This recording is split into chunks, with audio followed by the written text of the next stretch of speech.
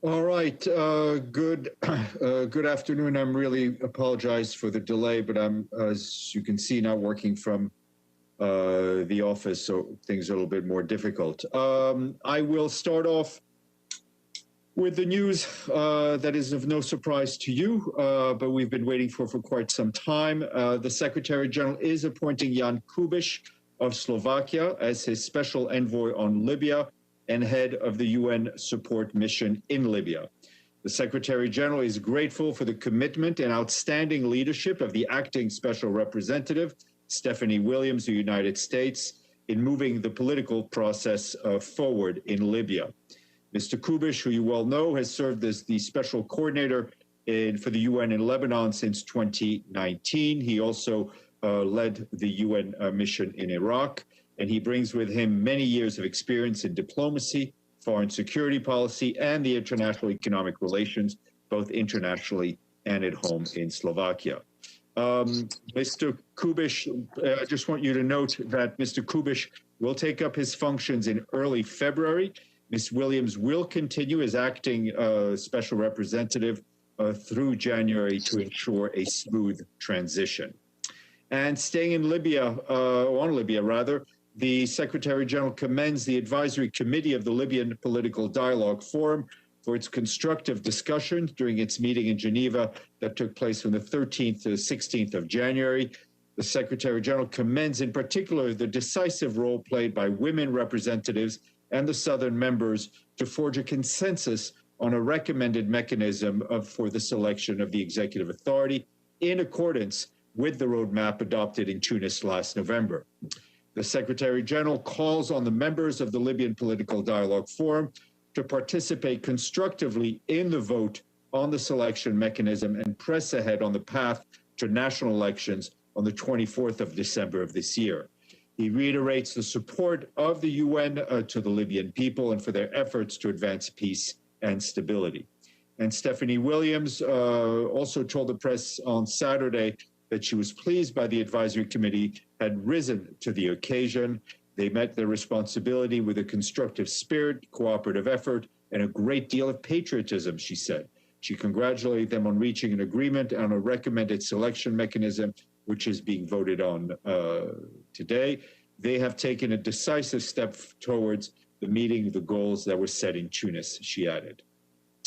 And yesterday, on Sunday, Ms. Williams logged into a virtual chat with 1,000 Libyans, the majority of whom hailed from all regions of the country. And a quick update from the Central African Republic, where sadly we have to announce that 2 United Nations peacekeepers lost their lives today. This happened on the Bangassou-Gambo axis after peacekeepers came under fire. We should have more details for you shortly, including a statement from the Secretary General. The mission also reported in a statement that combatants had left the city of Bangassou in Mbomu Prefecture on Friday, and that UN peacekeepers are now fully in control of that city. The mission also reports that it escorted a convoy of 30 commercial vehicles from Bangui to the border with Cameroon yesterday. That's the first free movement of vehicles since the free movement of vehicles was halted on December 19th due to a security situation along that route. And finally, as you've seen in the news, the Constitutional Court in Bangui confirmed President Touadéra's victory in the presidential elections that were held on the 27th of December. We expect a joint statement from the United Nations, the African Union, the Economic Community of Central African States, and the European Union on this issue very shortly. Turning to Mali, Jean-Pierre Lacroix, the head of peace operations, has arrived in Mali yesterday and will be there until Thursday. You will have seen that the Secretary General strongly condemned another attack against a UN convoy in the country. That attack took place on Friday near Tessalit in the Kidal region. It resulted in the death of one Egyptian peacekeeper and serious injuries to another. The Secretary General expressed his deepest condolences to the bereaved families, as well as to the people and government of Egypt. He wishes a speedy and full recovery to those injured peacekeepers. And he added that the UN will spare no efforts in supporting the Malian authorities in identifying and promptly bringing to justice the perpetrators of this heinous attack. And just to note, for those, if you have not been keeping track, between the events in the Central African Republic and Mali in the last week, we have lost 9 UN peacekeepers who've been killed in hostile incidents. And that's just in the last 7 days. Staying in the Sahel, where the situation continues to deteriorate, our humanitarian colleagues report that at the end of last year, 31.4 million people needed humanitarian assistance. This included 22.2 million who were targeted for assistance by aid agencies. COVID-19 is compounding that crisis. Food insecurity has doubled in just 1 year. More than 14 million people are now acutely food insecure. As we have reported before, the people in Central Sahel, which includes Burkina Faso, Mali, and Western Niger, are fleeing growing insecurity. The number of internally displaced people in this region has increased 20-fold in the past 2 years. And in the Lake Chad Basin region, violent incursions continue to push internal displacement and humanitarian needs. Currently, northeastern Nigeria and Burkina Faso are also facing a risk of famine. This according to early warning analysis by the Food and Agriculture Organization and the World Food Programme. Despite the massive level of humanitarian needs in the Sahel, less than half, that's 46%, of the $6.3 billion that are required to respond to immediate needs, including the pandemic response, was funded last year. This year, our humanitarian colleagues expect needs to increase yet again. We also have an update from the situation in Burkina Faso. Insecurity and conflict there have forced 1 million people to flee their homes in the past 2 years. About 10% of the population, that's over 2 million people, are struggling to feed themselves. OCHA said that this year, 3.5 million people will require humanitarian support to maintain basic living conditions. $607 million will be required for the response, targeting 2.9 million people. And we continue to be, turning to Yemen, where we continue to be deeply concerned that the UN Foreign Terrorist Organization designation of the Houthis will push Yemen into large-scale famine. As we told you last week, given the dangerous situation right now with the risk of famine, the policy should be reversed. Details on planned licenses for aid agencies have not been published yet, although the designation is to take force tomorrow on January 19th. Given this uncertainty, we are expecting a major disruption to the world's largest aid operation just as famine starts to take hold in the country. Even if licenses had come through for aid agencies, this won't address the main problem, which relates to commercial imports. Nearly all of Yemen's food, medicine, fuel, and everything else is brought in by commercial importers. The long-standing UN Security Council position is that commercial imports to Yemen must be protected and must continue to flow through all ports in the country. We also need to review the potential consequences of the designation for the Safar tanker mission. And as we said yesterday evening, as you saw yesterday evening, rather, we issued a statement on Sudan, where the Secretary General said that he's deeply concerned about clashes in West Darfur that took place over the weekend. Escalating intercommunal violence has resulted in scores of deaths and injuries, the displacement of nearly 50,000 people, and the destruction of property. The Secretary General expresses his deepest condolences to the bereaved families and wishes a speedy recovery to the injured. The Secretary General also calls on the Sudanese authorities to expand all efforts to de-escalate the situation, bring an end to the fighting, restore law and order, and ensure the protection of civilians in accordance with the government's national plan for civilian protection. And in a statement we also issued over the weekend, the Secretary General welcomed the presidential decree issued by President Mahmoud Abbas to hold legislative, presidential, and Palestine National Council elections later this year, beginning in May. The Secretary General hopes the holding of the elections will contribute to the restarting of the process towards a negotiated two-state solution based on the pre-1967 lines and increasing with the relevant UN resolutions, bilateral agreements, and international law. Full statement is online. And earlier this morning, the Secretary General spoke live at the handover ceremony of the chairmanship of the Group of 77 in China. He congratulated the Republic of Guinea as it assumes the chairmanship, stressing the UN Secretariat's continued support for the G77 in China. The Secretary General also thanked the entire G77 membership for its crucial role it played in responding to immediate COVID-19 health, humanitarian, and development emergencies while maintaining a focus on the Sustainable Development Goals. We share those remarks with you. And a quick update from Brazil, where our UN team there, headed by our resident coordinator, Nikki Fabianic, is supporting the health system in the northern state of Amazonas to address the pandemic. A team from the Pan-American Health Organization, PAHO, is in the capital city, Manaus. They're supporting efforts to tackle the COVID-19 with local, state, and national authorities. This week, an expanded PAHO WHO team is also arriving in Manaus to boost support following the extensive work from the entire UN team focusing on this northern region. For its part, UNFPA purchased 60 oxygen cylinders last Friday in response to local authorities' request. The aim is to care for newborns and women admitted to maternity hospitals and the dire need for oxygen there. UNICEF has delivered 250 hygiene kits and 250 food baskets to indigenous people in Manaus. UNICEF has also delivered more than 60,000 hygiene kits and 101,000 masks, 575,000 soap bars. They are destined for vulnerable people, people living on the streets, riverside dwellers, indigenous people, elderly people, and those living in shelters. Venezuelan families of refugees and migrants in the state of Amazonas are also benefiting from this distribution.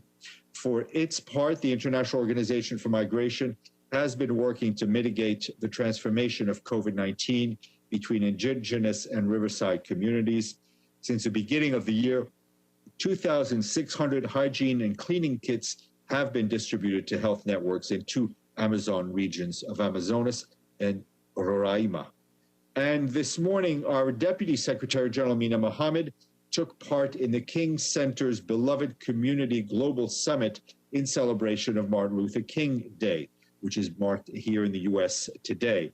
In a video message, she said that even before the pandemic, the world is facing a surge of hate speech, racism, xenophobia, neo-Nazism, white supremacy, and other forms of discrimination. And now we see the pandemic has impacted racial minorities disproportionately. Ms. Mohammed stressed that to recover, we need unity, solidarity, and compassion. Dr. King embodied the ideals of the UN, peace, social justice, and human rights, she said. He lived and died defending human dignity and believed in the equal worth of every human being. The Deputy Secretary General also told the King Center that the United Nations will continue to be strong partners with its essential mission of the important work of Martin Luther King Jr. Tomorrow, I will be joined virtually by Dominique Bourgeon and Keith Cressman, both experts from the Food and Agriculture Organization. They will brief you on the current desert locust situation as well as FAO's response. And as you know, one thing is nice we like about January, and that's money coming in. We're delighted to thank our friends in Ottawa and Riga, that's Canada and Latvia, for those of you who were wondering, who have paid their regular budget dues in full.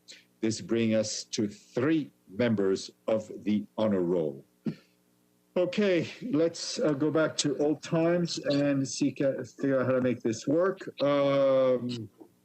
Bear with me 2 seconds. Let's go to the chat. If I can figure out the chat here. Yes, there we go. Majid, go ahead. Majid? Thank you, Stéphane. Yes, can you hear me? Yeah. Yes, thank you, Stéphane. And want to ask you about Syria. Is there any update about the Constitutional Committee? Any recent update? Any details you could tell us? What's going to happen from Geneva? I know Mr. Pedersen is working towards that end. I don't have a. Oh no, sorry. I apologize too. What I can tell you is that the 5th session of the Syrian Constitutional Small Body will convene in Geneva later this month, from the 25th and the 29th. Of course, COVID-19 restrictions permitting. And in advance of that, Mr. Pedersen will continue to engage with the committee co-chairs as well as members of civil society and the middle third group. And just you'll have a much better update from Geir himself, I think on the 20th, that is Wednesday, when he briefs the Security Council.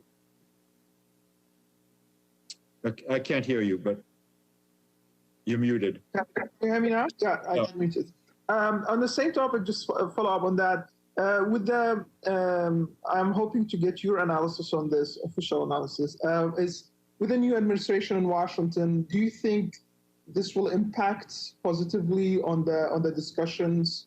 Or this time, maybe we will have some results in Geneva? I think you are journalists and analysts are better at predicting than spokespeople.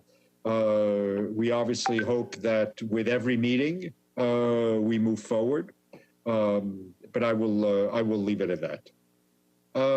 Edie and then Maria. Thank you very much, Steph. I have two questions. First, does the Secretary General have any reaction to Russia's arrest of Alexei Navalny on his return from Germany, where he was being treated by poisoning that happened in the Russian Far East? I think you will have seen, Edie, the statement put out by the Office of the High Commissioner for Human Rights, in which she said she was troubled by the arrest and called for his due process rights to be respected in line with the rule of law. I mean, I would refer you to her full statement, which the Secretary General supports. Your second. My second question, excuse me, is on Uganda. Does the Secretary General have any reaction to the Ugandan election and opposition leader Bobby Wine's claim and his supporters' claim that security officials have surrounded his home, their office, so they can't go and even file a legal challenge to the election results? Look, I think a couple of things. First, it is important that any challenge to the electoral results be done through the established legal and institutional mechanisms. And it's also important for security services to ensure that they act with established human rights principles, that they show restraint. And frankly, anyone who is who needs to file an appeal through the existing channels should be allowed to do so. Now, the electoral process in Uganda, as you know, is continuing with upcoming local elections. And I think in light of that continuing elections, it's important for all national stakeholders to ensure that the remaining polls are conducted in an inclusive, transparent, and peaceful manner. I think it's very important that political leaders ensure that there is no hate speech, that there is no violence, that there's no incitement to violence or no incitement to hate speech. And we, of course, remain committed to supporting the country's efforts to promote sustainable development and build a prosperous future for all Ugandans. Okay, I will go to Maria and then Errol. Thank you, Steph. My question was kindly asked by Edith. I just have a technical detail to ask you. Are we now back to this virtual format for some time, or is it just one day? It is due to the fact that it's a national holiday here. I mean, in the U.S., not at the UN, and so I had my children were out of school, and so they needed to deal. And I appreciate you understanding my flexibility. But we will be back in the office tomorrow. Okay, and on Wednesday. So, Errol. Yes, hi, Steph. Two quick questions. What is the position of the Secretary General and the people around him actually on the ongoing discussion whether to introduce the COVID immunity passport or not? Listen, I don't think that's a question, I think, for World Health Organization. I think whatever measures are taken, it is important that basic principles be respected in terms of human rights, non-discrimination, and that an equal access. But on the technical aspects, I would refer you to the World Health Organization. Yes, go ahead, Errol, but you're muted.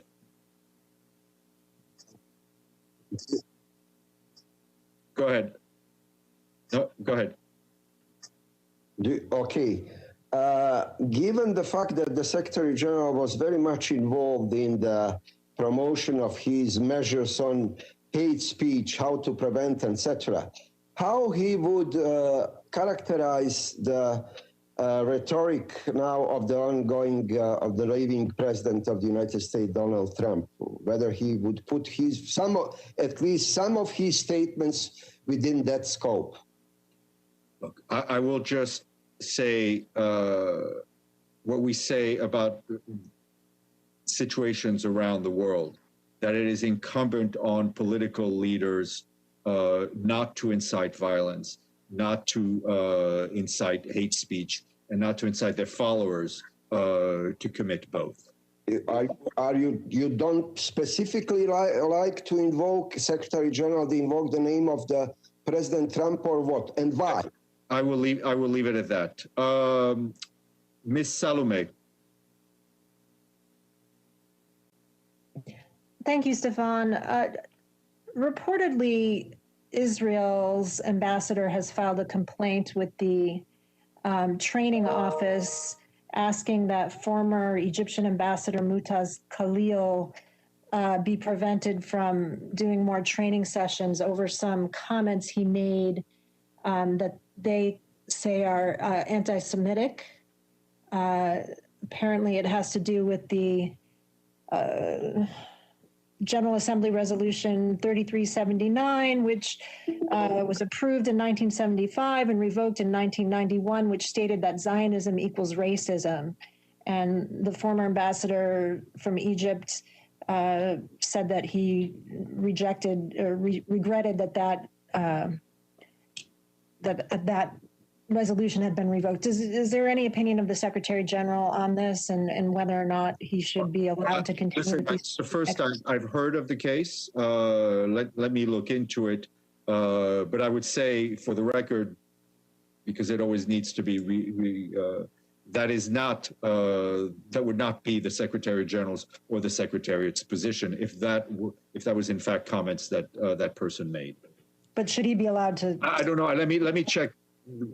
You know, I just want to say that for the record. Let me look into this case. It's the first I've heard of it.